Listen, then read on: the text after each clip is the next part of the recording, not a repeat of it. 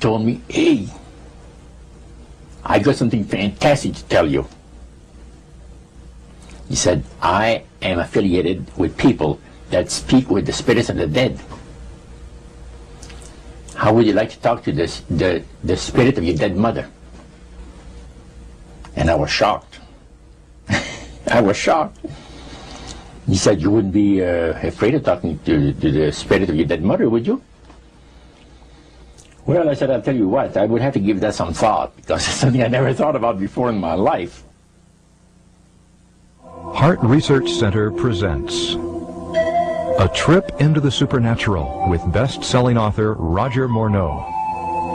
While still a young man in the city of Montreal, Roger Morneau became involved in the worship of demons.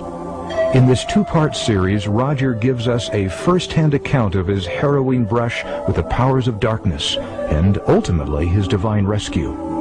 Also joining him are Cyril and Cynthia Grossi, the very couple who first pointed Roger from the darkness to the light. Conducting this exclusive interview are Dan and Karen Houghton of Heart Research Center. Let's now join the Houghtons and Roger Morneau as we together enter part one of A Trip into the Supernatural.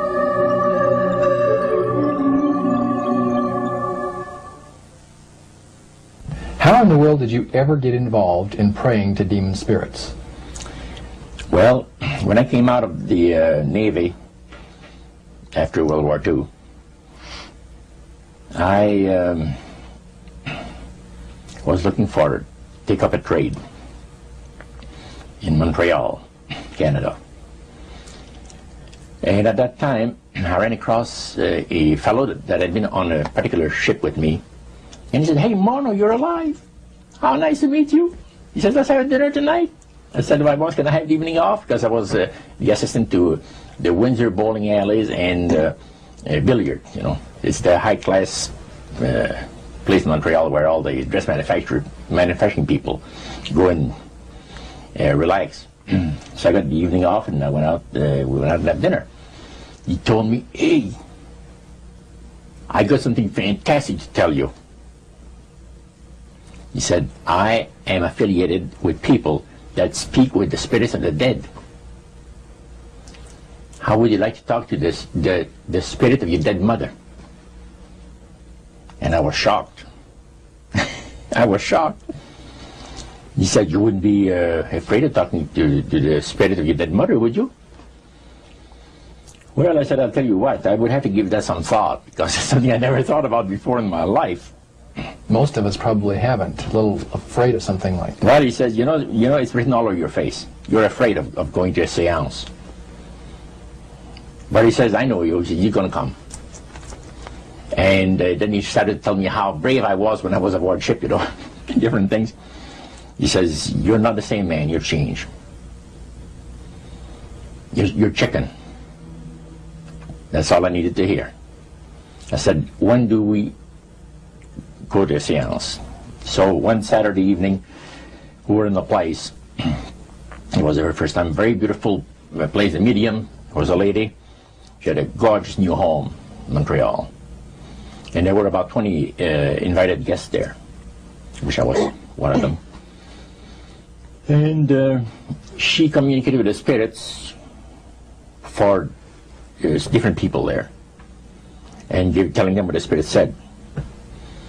And then there was one lady that had been talking almost continually before the seance started, and she didn't believe in the dead appearing and all of this and all that, and she said, well, I would have to see my dead sister, she says, to believe it. So while this the seance was going, one man said, I would like to talk to my friend that died 6 months ago, but I don't want him to appear. Just want to talk to him, because he says, I don't trust you talking to my friend for me. So the medium says, let me inquire of the spirit. Yeah, the spirit will talk with you. And that big masculine voice was heard in the place. It says, hi Frank, it's nice of you to ask for me to talk with you. And they had a little chat, and after it was over, Frank says, this is the greatest thing on earth. to be able to talk with the spirits of the dead. Then the medium said, we have a very special surprise tonight for you people. A spirit will manifest itself openly here in a few minutes, and it's like a big gust of wind hit the building and right through the wall. Now the lights weren't terribly bright, but they were like living room lights, a couple of floor lamps and maybe some of these, and that translucent being seemed to come right out of the wall. How did you feel right at that moment? It's almost like my heart stopped a little bit. Very weird feeling. So it was a lady in a beautiful evening gown, swirling.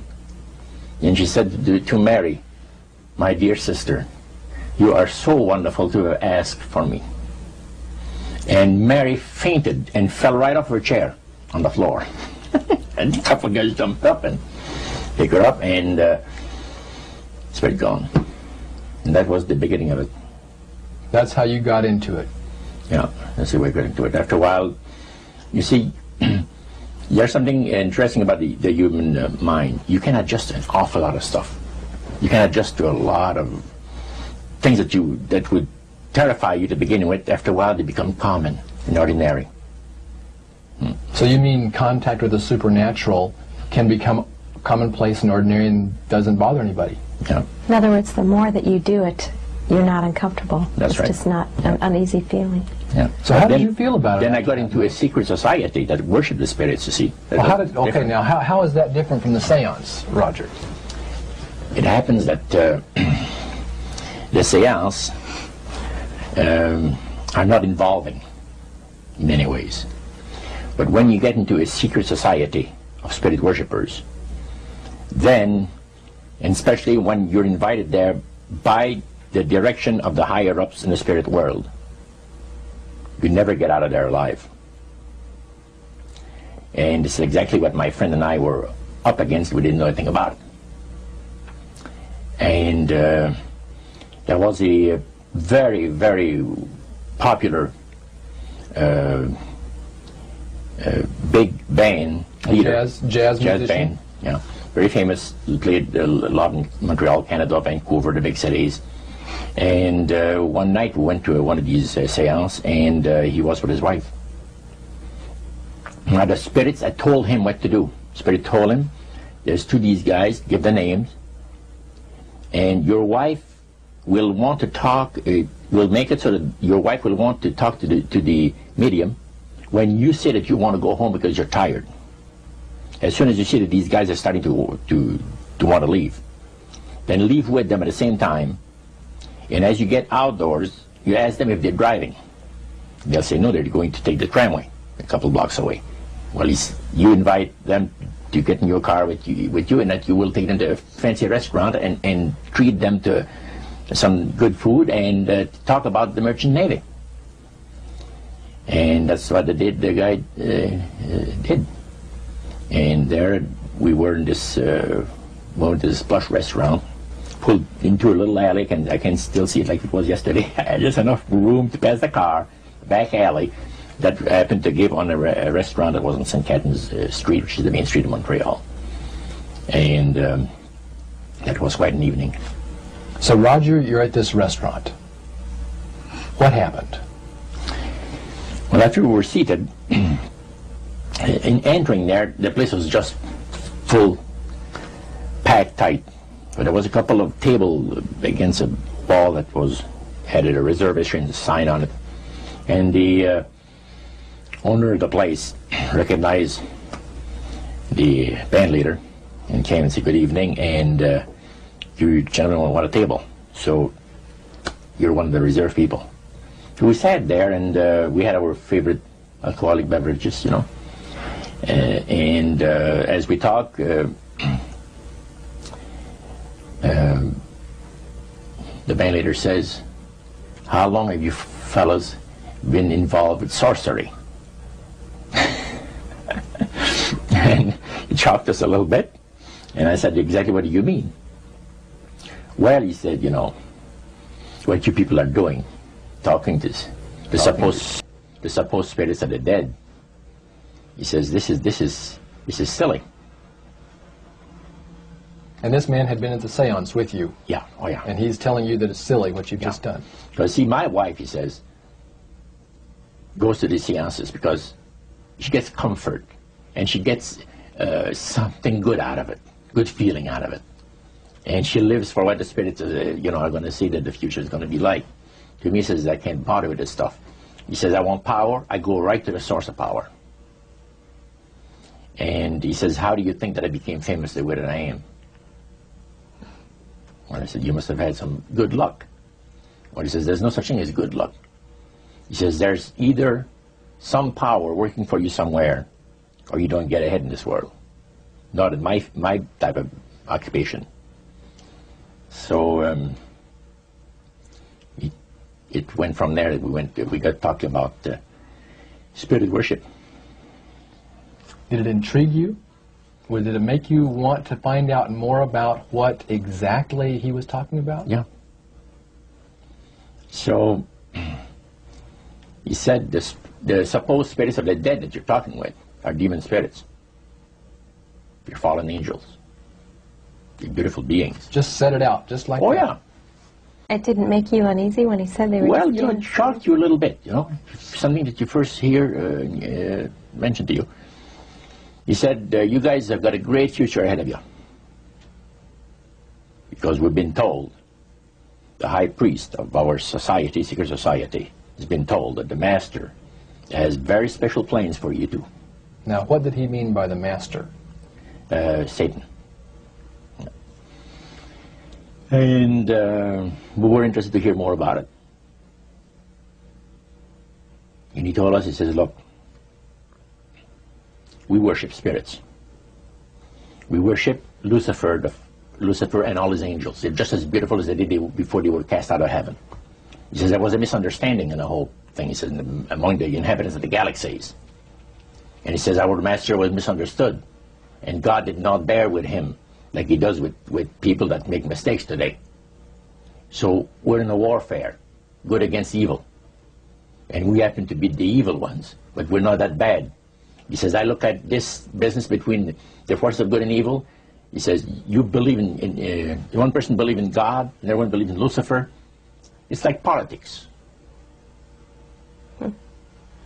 So the great controversy is real. And you've yeah. heard someone talk about it that's on the other side.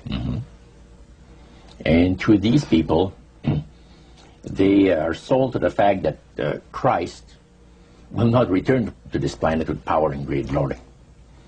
He's going to abdicate all claims to the planet, because the high priest once said that Christ will abdicate all claim to the planet because he knows that it is lawfully and rightfully Satan's. And at that time, he says, Lucifer, you mentioned Lucifer a lot of times, but they mention Satan also. He says, the master, usually they like to talk about the master will resurrect his people from the graves. Now, George is telling you all this, or the high priest? George.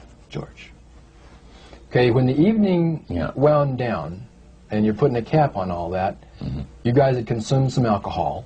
Yeah. And did you feel like that there was kind of a one-shot deal? You didn't know if it ever happened again? What happened after that? He said, no, I said, listen, guys. He said, I like to have you, he says, meet some of our people. What about next week, Wednesday evening? I'll pick you up at your place, and you're invited to one of our services. Services? Like a church service? Yeah, something similar to that. It's a testimonial to the spirits, well, how the spirits have blessed your life. See? So, when we left there, I said to myself, this guy is half drunk. I'm not going to hear from him again, But it was true. Wednesday night came, he was there with his big Lincoln, step in, and we went to one of the most beautiful area of Montreal. And the place was a mansion. Now, a mansion is usually very large. We call this a small mansion. It was beautiful. Most beautiful place. Yeah. Roger, your friend George took you and Roland to this mansion where people worshipped the demons. Mm-hmm. What was it like there? What kind of people were there? Well, it was a big surprise for me, as I kind of made up in my mind an idea that they were going to be rough-looking characters.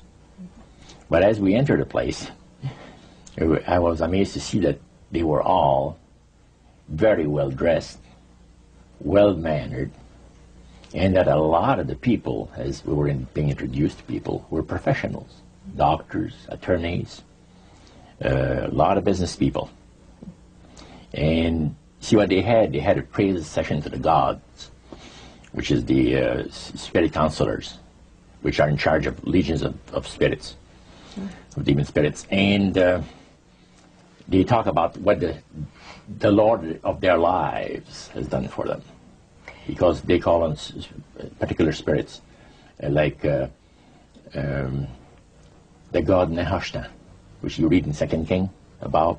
The Israelites worshipped the golden serpent that Moses had made. Mm-hmm. Well, behind the spirit worship, behind that, they were worshipping the serpent. They were actually worshipping this spirit Nehushtan. And the same spirit Nehushtan is that priest was telling us, that the medical doctor that was telling us how he was making operations that had never been made before, because people had to be awake, have no feeling. He was able to, carry on the surgeries that had not been done before. Mm-hmm. But the spirits would give that capacity to be able to operate without people feeling any pain and things. And also without no problem with the blood, because as he would cut his incision, because his incisions, everything open and with no blood running. Mm-hmm. So he could do the work that has not been done before. So. Now, I recall reading in your book that at this praise worship service they had, they would sing hymns. Why would they sing hymns in a demon worship? Yeah, this was kind of a big surprise to me when that took place. The priest said, hey, let's go down to the worship room of the gods and have a praise session, a singing session. So we go down there, and what did you think they pass around? Church hymnals, Christian church hymnals. And I couldn't believe this. I said, what's his business? So the priest says, well, now, he says, for those of you that are new, let me tell you that this is the most feasible way, he says, to please the spirits, is to deride Christ and his people, and his church and all that. So they sing out of Christian hymnals. They didn't sing Christian words to the hymns, however. Well, they changed a lot of them. Mm-hmm. Yeah, and not it's a form of blasphemy. Yeah. Mm. Such as you see today in the rock music world. You see the entertainers, they have these crosses. Mm-hmm. Ladies got earrings, crosses. Mm-hmm. The guys got the cross. This is a form of blasphemy, a form of deriding Christ. You see. Spirits cause the people to do that, to find pleasure in wearing this type of emblem, which is the cross is the emblem of the crucifixion of Christ to the Christians. So what were your impressions the first time you went down into that worship room?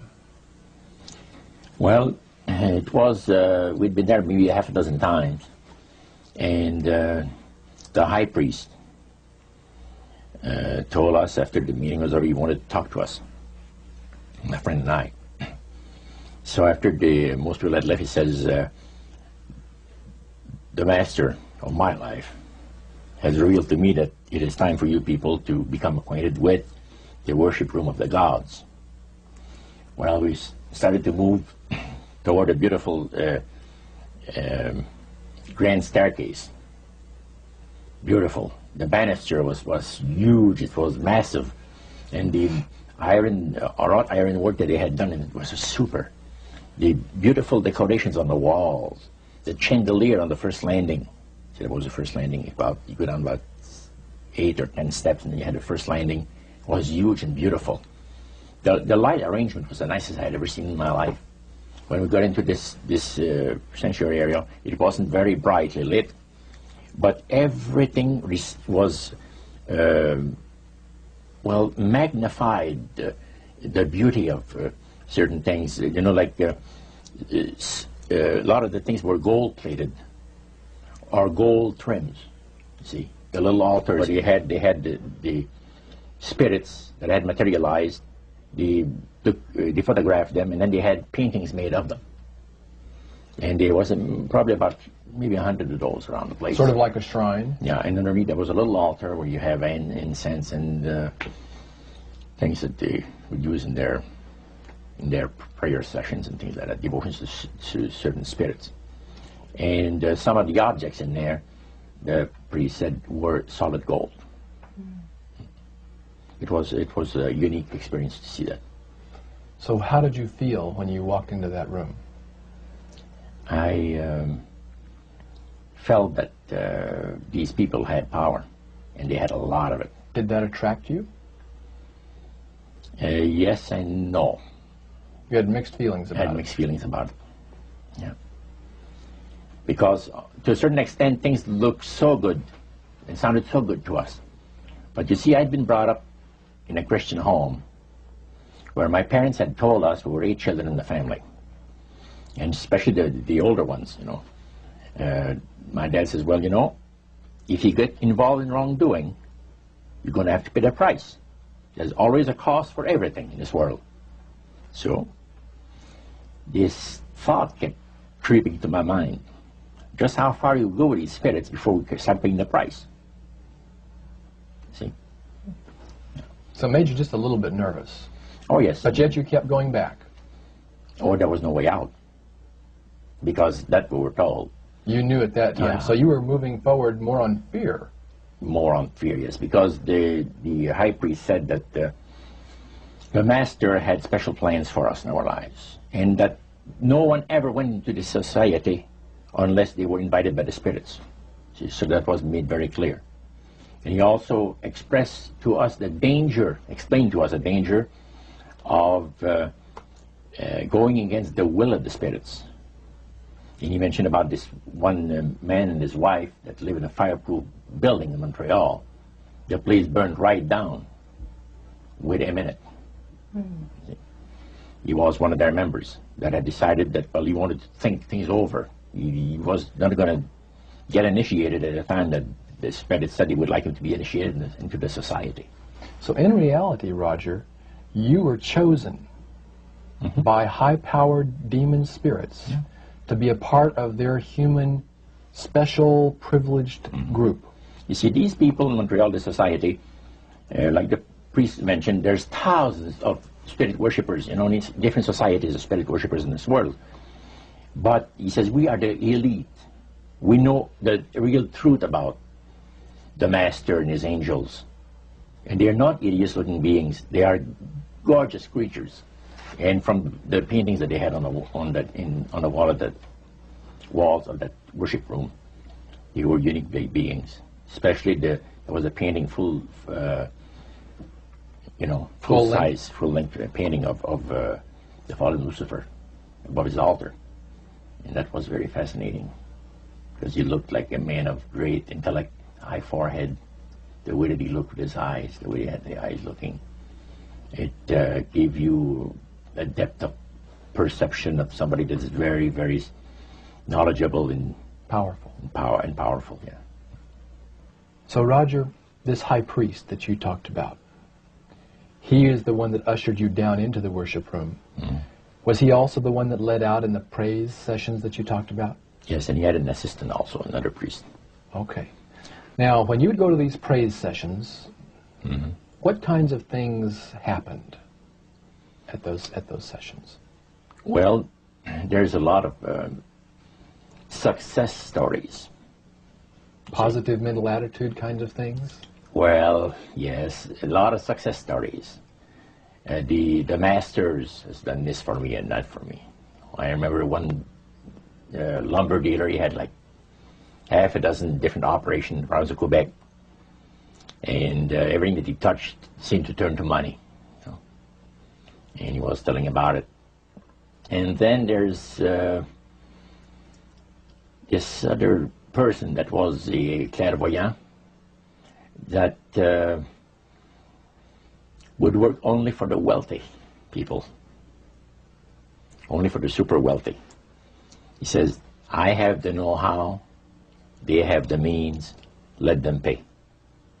So he advised in business transactions. They would come to him and say, listen, I look at this deal that I might get, you know, this factory or whatever it is, because this person was interested in industrial real estate, see. And he would talk to the spirit, and then the spirit was audible to him. See, you could hear the spirit talk to him, but the man did not hear. So the spirit was telling the clairvoyant what, well, he called himself an astrologer, reading the moons and the stars, and, you know. Now, what was the term you used for his title, this man? Clairvoyant. Clairvoyant. Oh, clairvoyant. Clairvoyant. Okay. Yes, and it was interesting. This person stood up and says, I had a nice little experience last week. And he says, the master, he says, they take care of you. This lady and her husband brought him, to this astrologer, a bundle of money. They said, this is the deal that you...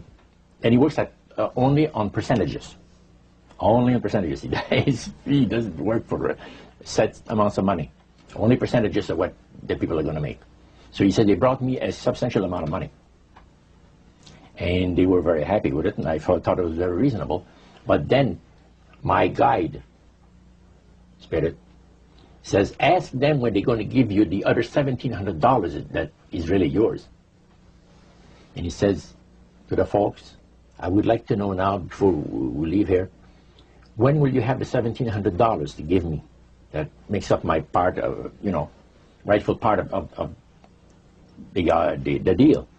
The wife fainted, and the husband says, we'll have the money for you within 24 hours. So that was this type of priest. So he was thanking the demons for helping him to know that. Oh, yeah. Mm-hmm. Even spirits, yeah. At what point did this demon worship start to affect you personally, Roger? Well, it wasn't too long that the priest mentioned to us that the time had arrived for us to start trusting the spirits and give the spirits a chance to work for us. And there was a number of gifts that you could choose from, you see. And I used to play the horses, some. Not knowledgeable at all. I used to go to those bookies, you know, play the horse every so often. But I said, hey, I would like to be able to, for the spirit to instruct me on the numbers and the name of the horses that's going to win, you know, at Belmont or some other racetracks like that. Make myself a little money. So the priest says, it'll be given you. And sure enough, one night whether I fell into a trance or dreamed the thing, I don't know exactly what happened, but I saw 3 races that were really going to pay big. And these horses were dummies, so to speak. You know what I mean? They were not really good horses. They were like one horse paid 21 to 1 because he was that poor, right? The chance of winning was so poor that they paid 21 to 1 on him. And it showed me I saw the board at the bookie and the number on it. And I went there, and they said it was going to be on Saturday. That was like on Wednesday. A few days later, it was Saturday. I went there, and sure enough, there they were on the boards.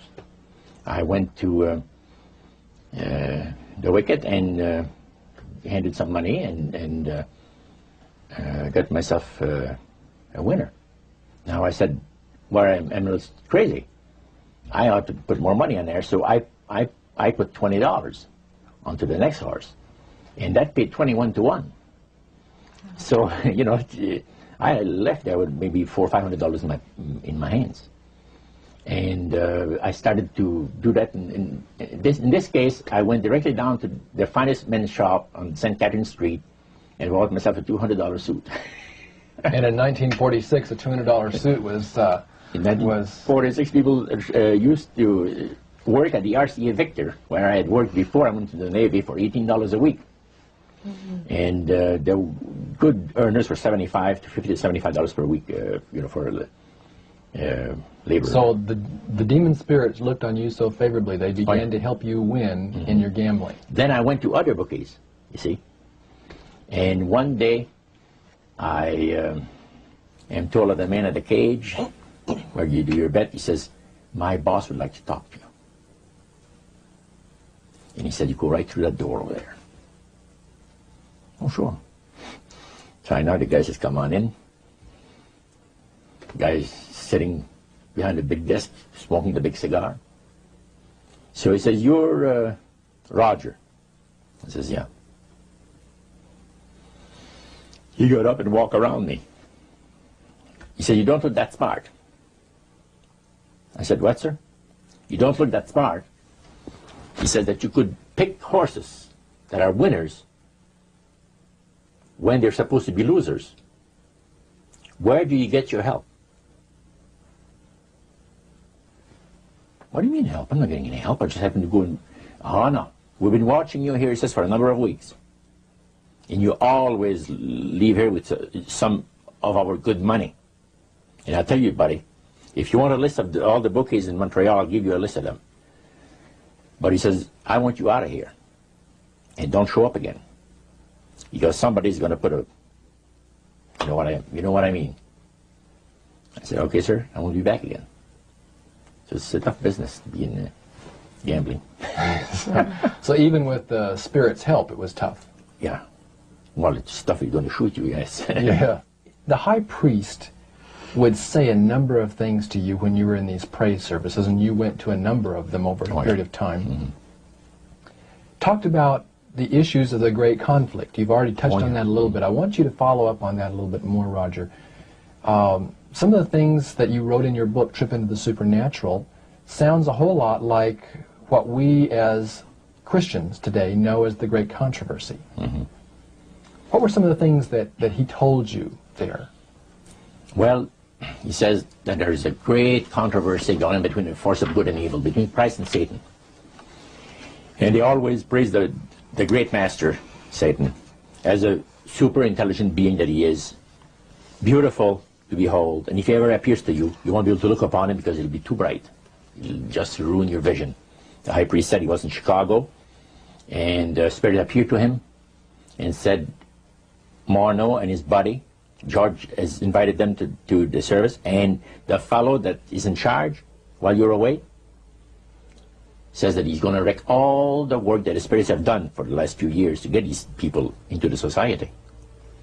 So the high priest, which is in Chicago, picks up the phone and calls, and the spirit appeared to him, and he said the angel was so bright that he could not look upon him. And he says after he picked up the phone to dial, he couldn't dial the phone because of the fact that his vision was so terribly blurred by the light, the beautiful light of the bright being.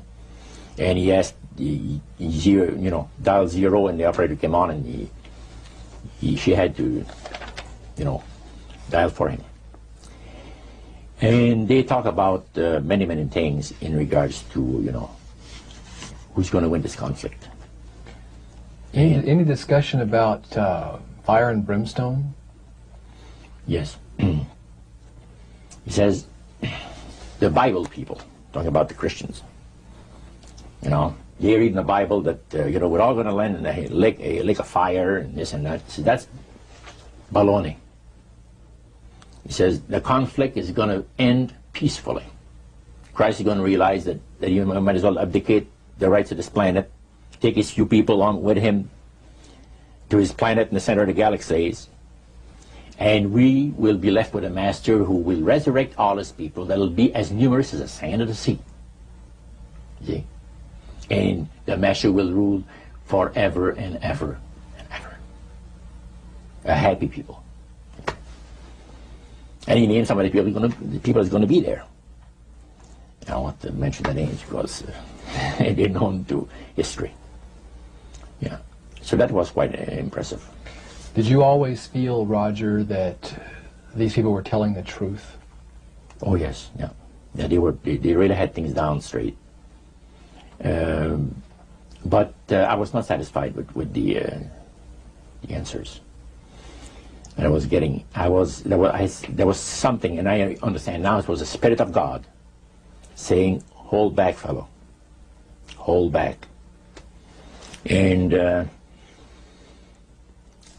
The priest had talked about us thinking seriously about being initiated into the their cult. Right. So they let you come to sort of take a look-see, but you can't go back for several months. Oh yeah, it's not a matter of whether you're going to be initiated or not. It's when. Okay. You see? So they begin to press you for a commitment.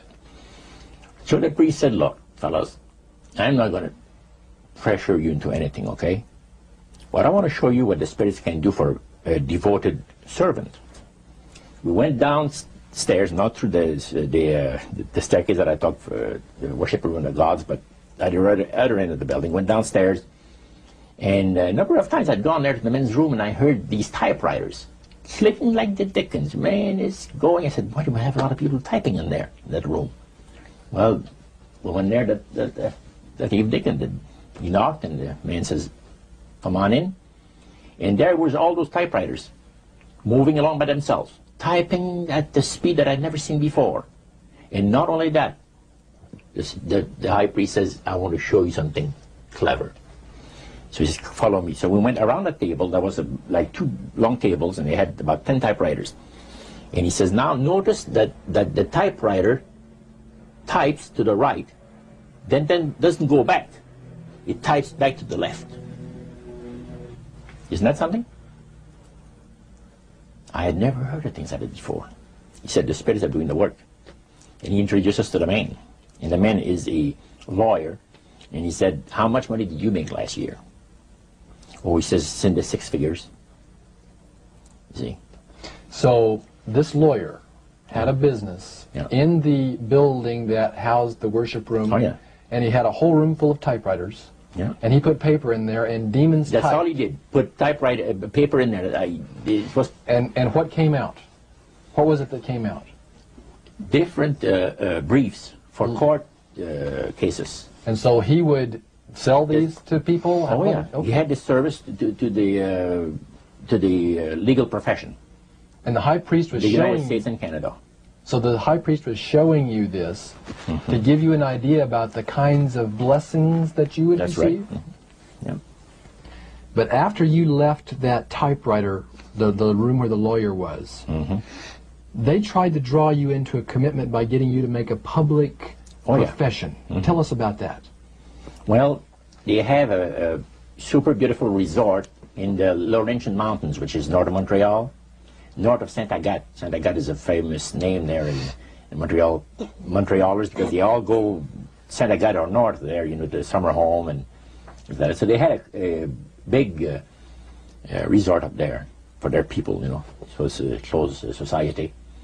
And they had on October the 30th, Halloween, is that? October 31. 31, last day of October. They had what they call live animal sacrifices. I don't know what it is, but they did. We could never find out. By the time that the Lord pulled me out of there, I had not yet found out what it was. So you have this intrigue involved in there. And he talked about three very unique services that I attended there that sit on my mind forever. One was entitled Christian Idolatry. Another one was entitled The Super Deception of a Glorious New Age, which actually applies to the New Age today. And this was 1946 that we're talking. And then the other one was Satan's Great General Council of the 1700s. And I must say the things that I heard there was an eye-opener. First of all, we'll go through the Great General Council. Okay. At the beginning of the 1700s, said the high priest, Satan and all his spirit counselors held a Great General Council with one purpose in mind. It was to prepare for the great industrial age that was soon to break upon the world. And Lucifer also foresaw another age that was to follow that, where tremendous scientific discoveries would be made by people, and we would enter a unique age that would change the way that everybody lives. It would also serve to usher in the end times and the close of the great controversy between the forces of good and evil. And the priest said that Lucifer had been studying the Bible. And he found in Daniel 12:4, where we are told about the time of the end, many shall run to and fro, knowledge shall be increased. He understood it to be that we're getting to that point. And he had, with all the spirit counselors, to change their modes of operation in order, to ensnare people. And he devised a way whereby people would disqualify themselves from being members of Christ's kingdom. And he was just very candid about this. Oh, yeah. Telling you and the rest of the group, 60 or 70 people there, the plans that close to 100 people. Lucifer had revealed to him. And by the time the council came to a close, they had three major policies that were going to be followed. First, they were to see to it that humans would be made to believe that Satan and his angels do not really exist. Because up to that time, you could walk down a street of Paris and you would have signs that would say where you have a soothsayer or, or a fortune teller of some type, and if you want to put a curse on someone, you could go and see this other old lady over there, the old witch, that's the way it goes. But now it had to change. Lucifer says, we have to make sure that people, humans, get to believe that Satan and his angels do not really exist. Roger, that's interesting because a recent research study report that I read indicated that in a national survey, I believe it's over 75% of people do not really believe in a real tangible devil. But there is one. Oh, yeah. Now, the next thing, the three parts policy that they had adopted there, the second one was to find a way of being able to get total control of people's minds. And that would be done by taking hypnotism out of the realm of the occult and introduce it as a new science for the benefit of mankind. So part of what the high priest told you was Satan's strategy to take total control of people's minds. They felt that by taking hypnotism out of the realm of the occult and introducing it as a new science for the benefit of mankind, they could then use people of great renown, educators, people of capacity, that would do great things, such as supposedly regress people in time to former lives that they had. And of course, after the session is over, the person would not know a thing about ancient history, and the person that she or he has talked about performing, certain deeds, we'll say 3,000 or 4,000 years ago. But this was their strategy. Now, what this would do for the thing is this, that it would create in the minds of the general public, solidly set in the mind of the general public, an unwavering trust in that great deception. In other words, people could, they would believe it. This person was hypnotized, was regressing time to, former lives, and did this and did that, and no deception. Maybe Alexander the Great, we'll say, and some of his generals and people like that. And the person, after the session is over, comes out of hypnotism, and he or she doesn't know what she's talked about. So now this would be a way of de-Christianizing the Western world through the avenue of mysticism. Now the time came when Lucifer decided that he had to choose a person to initiate this thing. And Franz Mesmer, which was an Austrian physician, was chosen. Because the priest told you all of this? Oh, yeah. Okay. Because he was most capable. Mesmer originated a theory called animal magnetism, later on named mesmerism. Mesmer was led by the spirits to believe, and this is what the priest said, was led by the spirits to believe that certain persons have a magnetic influence within themselves, so to speak, that would cause them to have great power over other persons, even to the point of placing them into a trance. And at that time, that was readily accepted by people in general, at the time that Mesmer lived. So people realized, you know, that some people got the capacity to put you into a trance. That's the way. Now, by the time that he died, in 1815, a lot of the physicians in Europe were using hypnotism as a means of anesthesia. Now, hypnotism is the same as mesmerism? That's right. Okay. So mesmerism that's been developed to a higher degree of refinement. And the priest went on saying that the plan of Satan to deceive the human family this way, he says, is the most intriguing thing to his mind. And he went on saying how it was going to be brought about. He said that a fellow by the name of Darwin and another fellow by the name of Thomas Henry Huxley would be used by the spirits because in their childhood they had been hypnotized by medical doctors. And they figured that they would be real good subjects to lead the people into this belief that they had, that Satan wanted to bring into people's lives. Now, what were those 3 points again, Roger? The 3 things were, number 1, that they did not want Satan did not want the human family to think that he or his angels existed. Right. The second point that you made had to do with taking control of people's minds. That's right. The third point was what? Was to destroy the Bible without burning it. Okay. See? And what was his strategy on that? On that, it was very interesting. Because after the Great General Council,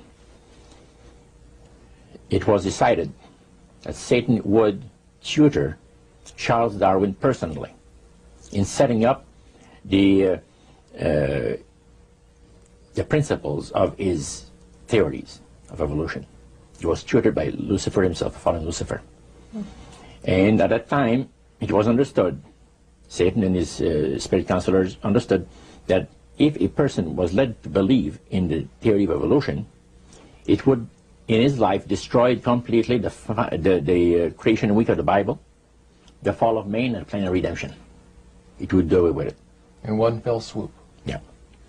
Now, he made a unique statement. He said that according to the spirits, anyone that teaches a theory of evolution is considered to be a minister of a great religious system. See, they call it the religious system, the theory of evolution, because it is a system of schooling people and getting them to disqualify themselves and being members of Christ's kingdom. And he said that every teacher of that theory is recognized by the spirits as a person of great value and receives a very special unction from Satan himself, giving great power to induce spiritual blindness, to convince and convert. 3 capacities are given to those teachers of the theory. Then, that's not all. The priest says that Satan considers the teachers of the theory of evolution to be so valuable to him that in the sight of all the inhabitants of the galaxies, he assigns a retinue of bright, beautiful angels to follow that educator all the remainder of his life. And that in the sight of the inhabitants of the galaxies is the greatest honor that he can bestow upon his workers, upon mankind, and to, until the controversy is finished. That was quite enlightening. Now, the high priest was talking just sort of like a preacher would talk up front. Was he enthusiastic? Did he seem like he had bought into this and was excited about it? Oh yeah, he believed it 100%, no question about it, so everything. Why would he be so excited about spirits trying to deceive human beings? Because obviously out of this council of the 1700s, deception was a major part of the strategy. Why? Well, he says it's deception It's like politics, you know. You believe in one candidate, the other person believes in the other candidate, and they're fighting to get you know, the position, and it's just a matter of who's going to be the smartest. And with Lucifer, the fallen cherubim, he's very smart. He's going to win, and Christ's going to abdicate the rights of the planet. He's going to resurrect his people, have established his kingdom that lasts for ever and ever. God won't be able to destroy him because it would be against God's, the Creator's nature to destroy Lucifer in the fire. He said, spirits now, even spirits, have the capacity now to outlive fire. He says, you don't believe it, go to India or some of those countries where they have firewalkers. And it's done by the power of demon spirits. These people are energized by demon spirits, so they can walk on those hot coals without burning themselves. And this is what the high priest said. And he says, if they want to use fire, they can use it. It's not going to burn anybody. So that's the way they believe. So this high priest was almost talking to your group in an evangelistic fervor. Oh yeah, because he figures that he's going to be one of the higher ups in the great kingdom. Okay. Now, of the group that was there that night, 60, 70 people, I think you've mentioned before. Yeah, it varied. How many of those were people who were hardcore members, and how many of them were new inductees? Well, we were the only two youngsters there, so to speak. You and your friend. And how old were you at that time, Roger? I was about 20. 20 years old. Mm-hmm. Yeah, 20 years old. Did you have a feeling of awe over the fact that you had been chosen? Yes, in a way. And then I got thinking about this. When am I going to have to pay the price? The cost. My parents had brought me up like this. If you get involved with evil, you're going to reap what you sowed. So you want to be upright in life. And if you associate with evildoers, they'll probably land you in jail or somewhere else that you wouldn't want to be. So there's always a price to be paid. So you had that little something maybe instilled by your mother and father a long time ago that kept you from making that full commitment. Now, one of the things that really amazed me and shocked me and made me sick at heart is when the priests talk about Christian idolatry. What is Christian idolatry? The priest mentioned that word. Yeah. Tell us what he said, Roger. He said that Christian idolatry is the most grandiose or great deception that has ever been brought upon the human family, upon mankind. And he says, and he boasted that demon spirits are continually defiling Christian churches through the avenue of necromancy by using a form of spirit worship that involves hundreds of millions of Christians into idolatry without their being aware of it. Now, what is necromancy? Define necromancy for me. Their belief, popular belief of necromancy, is to conjure the spirits of the dead. So that you can speak with someone who has died. Right. Like the seance that you originally went to was the practice of necromancy. Now, the priest says that the super deception is brought about in only one way. Through the deceptive belief that man has an immortal soul that lives on after death. And he said that constitutes idolatry through necromancy. So he says there are hundreds of millions of Christians that are practicing idolatry while they think they're glorifying God. See? Because they believe that the soul is immortal. Yeah. They may not be talking to the supposed spirits of the dead. Contrary to popular belief, necromancy does not consist of conjuring the spirits of the dead. The reason being that man is totally mortal and does not possess an immortal soul. So who are they talking to? He says the friendly demon spirits that have always found over the centuries great delight in impersonating in apparitions departed loved ones and persons of great renown. Now, friendly demon spirits. Friendly demon spirits. Are there more than one kind of demon spirits, Roger? Well, there's three main divisions, and then there's divisions within those divisions. You have the friendly demon spirits that seem to have the finesse and the refinement, and they're not upset about what happened when they were thrown out of heaven. from what I gather. Then you have the warriors. They like to bring misery and destruction in the lives of people. Then you have the oppressors. The oppressors are the real wicked spirits that hate God with all of the Creator with all of their might, you know. So he went on explaining. He says, now, necromancy is in reality a belief, a religious belief. People believe that the dead have entered into a higher state of existence than they had when they were alive. Also that they are in a position and have the capacity to help the living here on earth. See? Then he said, he says, this is where things get really interesting. He said, according to the great master, a person does not have to supposedly call upon the spirits of the dead to receive help, you see, to be involved in necromancy. All he needs to do is to believe in life after death. Because he said, necromancy is the belief that man is human, as a human being, as an immortal soul. So anybody that believes that man has an immortal soul is involved in necromancy. It's that simple. That's the way he explained it. Yeah. So how does that constitute idolatry? By people believing that they are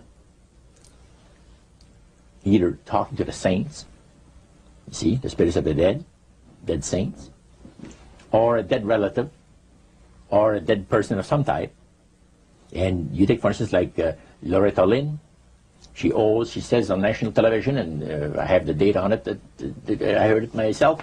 She said that she was made successful in her singing career by a dear friend of hers that was the same age as she, and died when she was 18 years of age.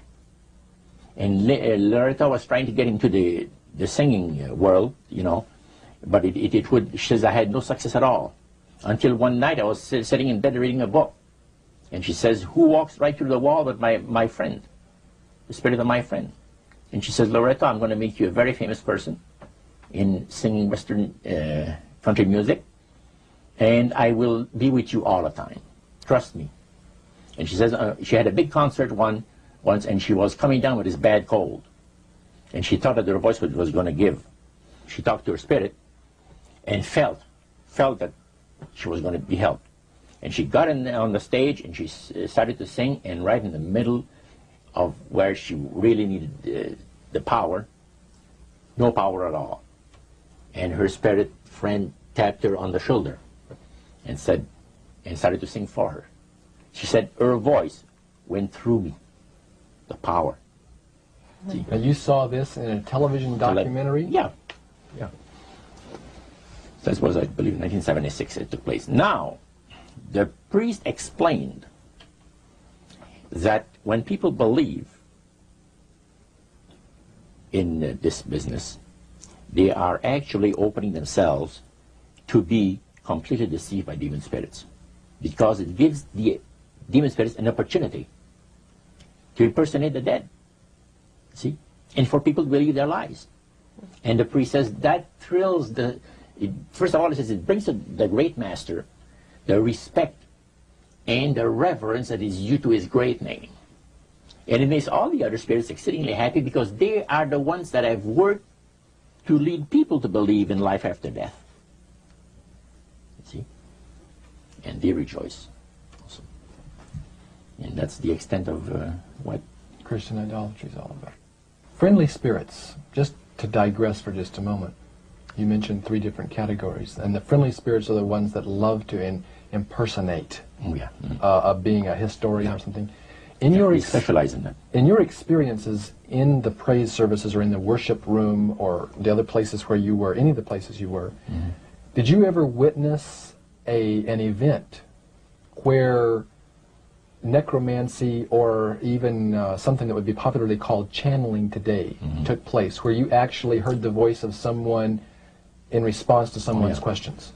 Yeah, a number of times, but there was one time in particular that fascinated me because it was unique in one way. The priest told us that there was a French historian that was affiliated with Montreal, University of Montreal, which is a French university and the English university is McGill. So the University of Montreal is the French university. And this man was from Paris, but he's affiliated with the university. And he wanted to have some details in regards to Napoleon Bonaparte and one of his generals. So, by the way, there are also, in other parts of the world, elite spirit worshippers like the group that we had in Montreal. And he mentioned there that, he said, you guys are fortunate when my friend and I went in, because you're right in time to see something very interesting. My friend there is having his devotions and the worship room of the gods, and he will use a trance medium to converse with certain demon spirits that will inform him in regards to ancient history about Napoleon.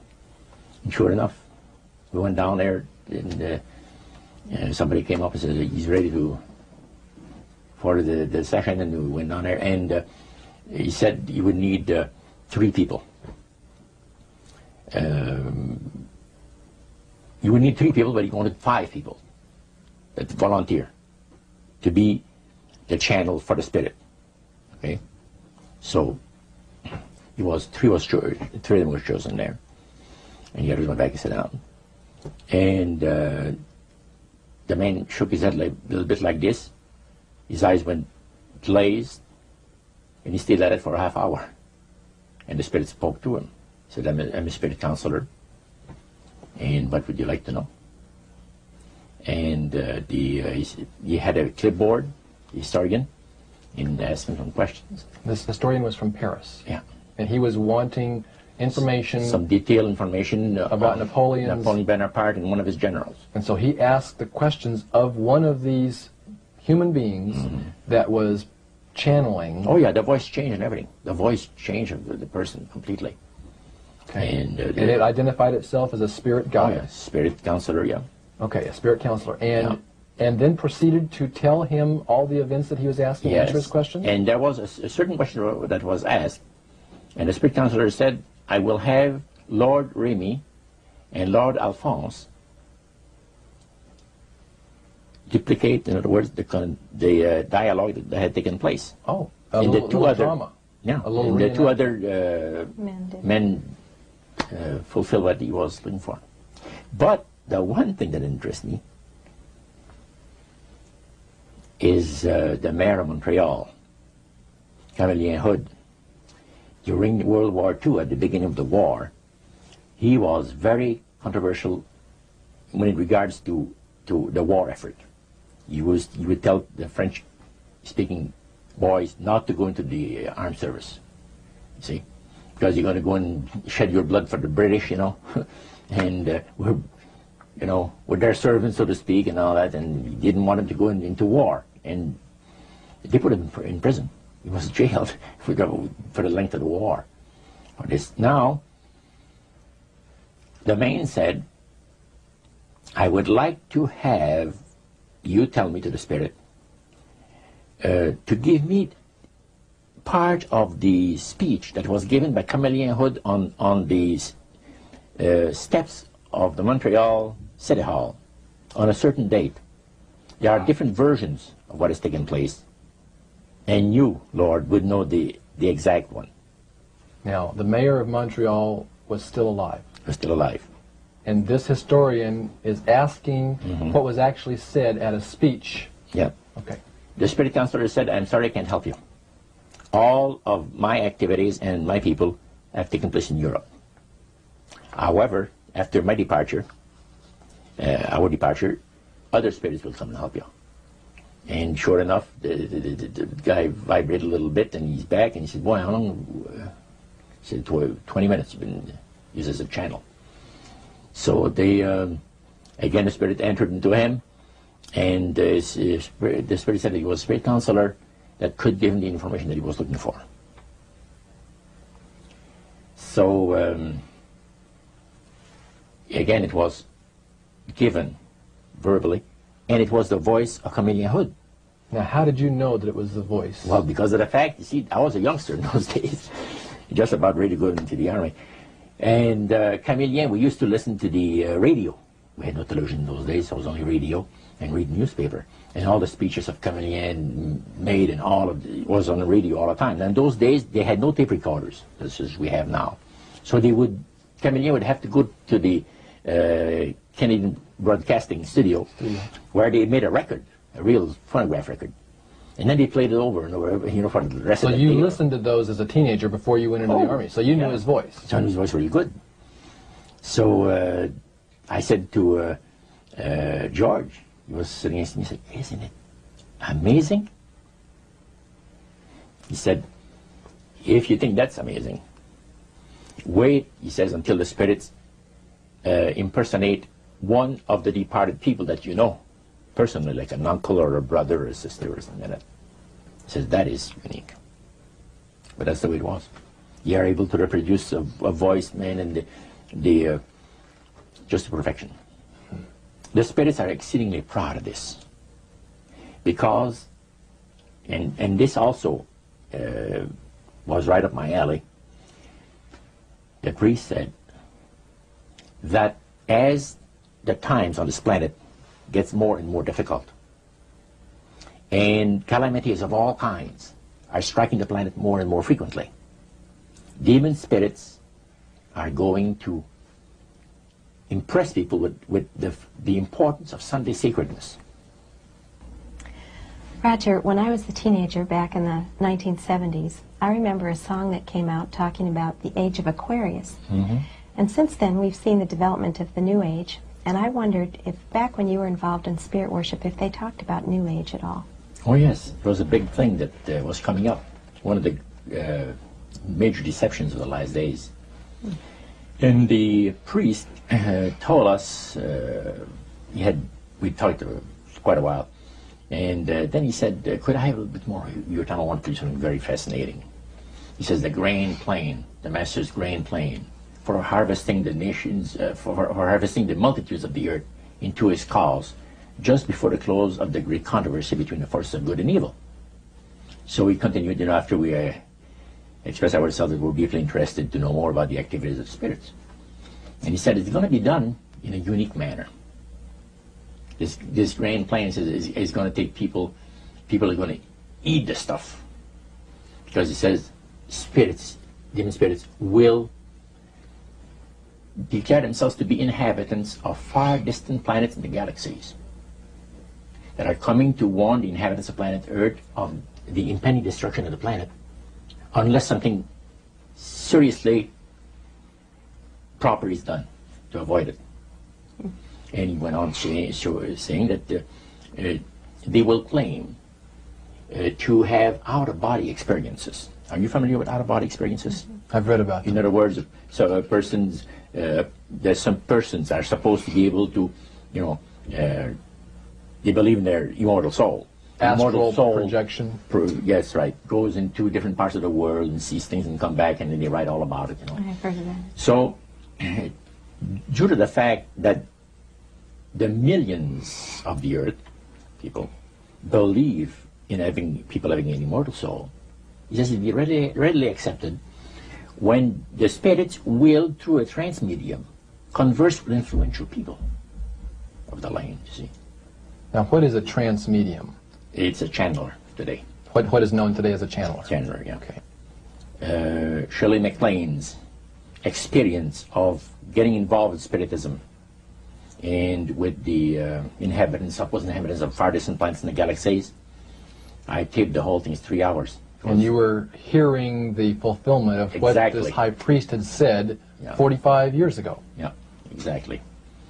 So he went on explaining about the fact that the spirits will show themselves willing to give valuable guidance that will not only help people avoid the destruction of the planet, but it would cause them to enter into a higher state of existence.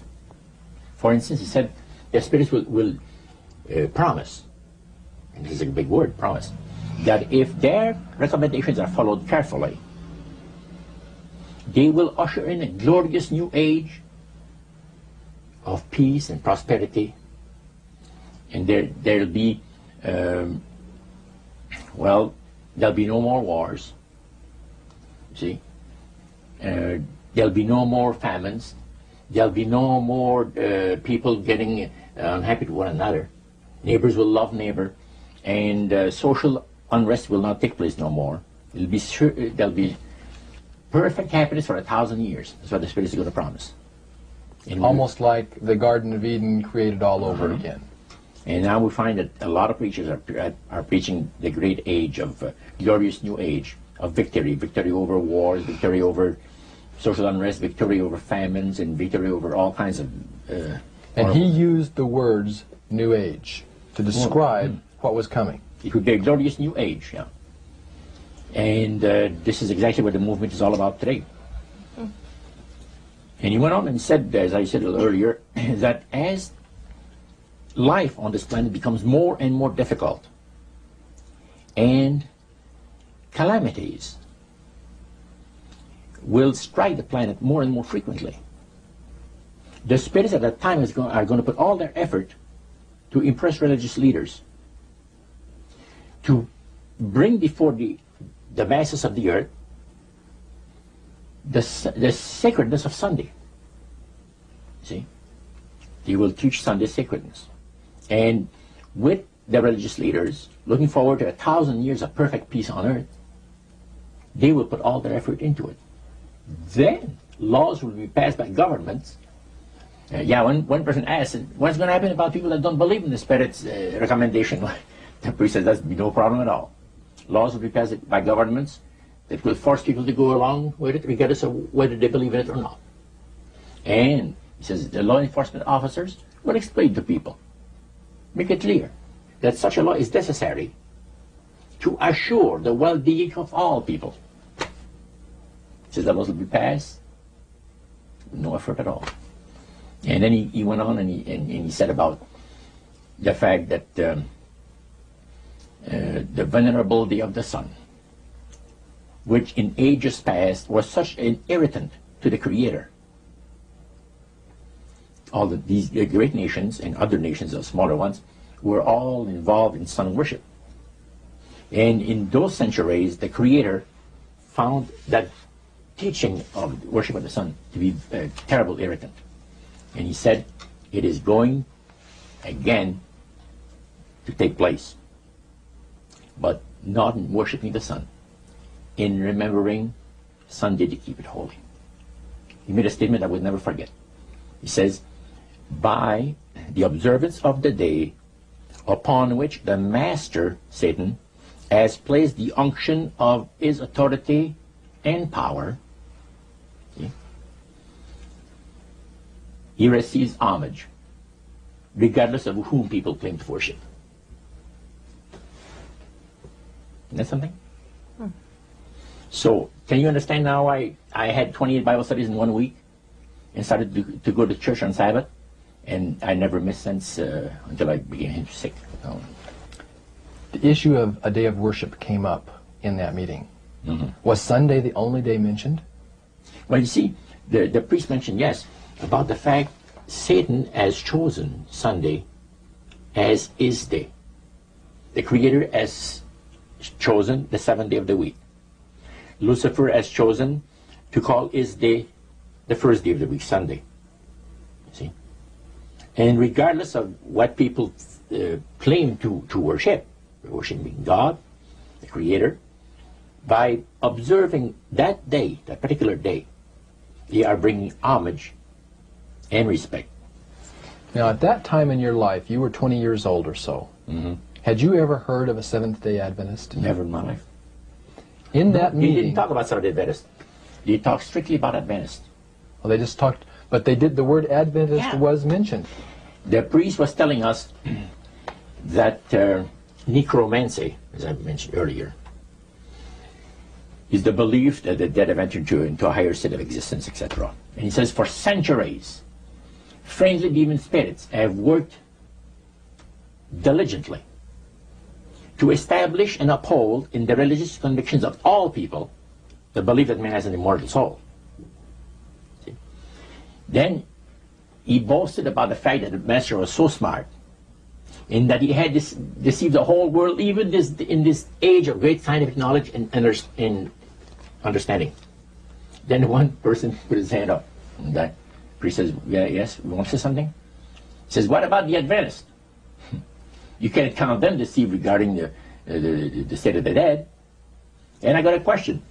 What about, how come that they can't be brought under the great deception?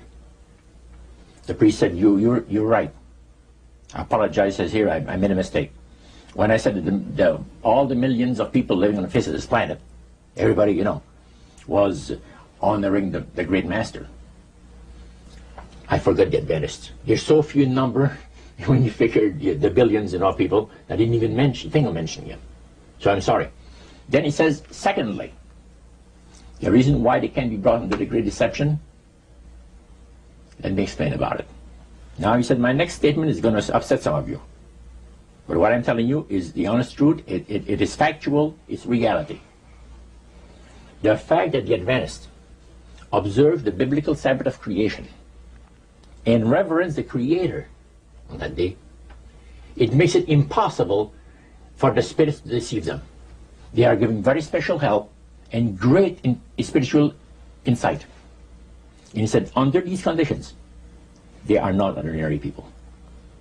And that stayed with me, man, just like this. And when I heard the word Adventist, when Sarah told me later on, which we're going to cover later, I asked him, I said, what denomination do you belong to? He said, I'm a Seventh Adventist. What's that again? He said, I'm a Seventh Adventist. I said, is that the same thing as Adventist? Oh yeah, he says, a lot of people call us the Adventists. They don't talk about the 70s, same thing. Well, I was interested. I bet you were. Now, I wanted to know what his Bible said. Yeah, I bet you did. Because that was the one group that under question only, the high priest of the demonic worship house. Yeah. The thing that he had said to you was, this is the one group that can't be deceived. That's right. And so somewhere back inside that that resistance you had came out, and you awoke. A few months later, that experience, unique experience, was instrumental in helping me make a decision for Christ. And also, I had no hesitation to join myself to God's commandment-keeping people because of the fact that I knew what kind of people they were.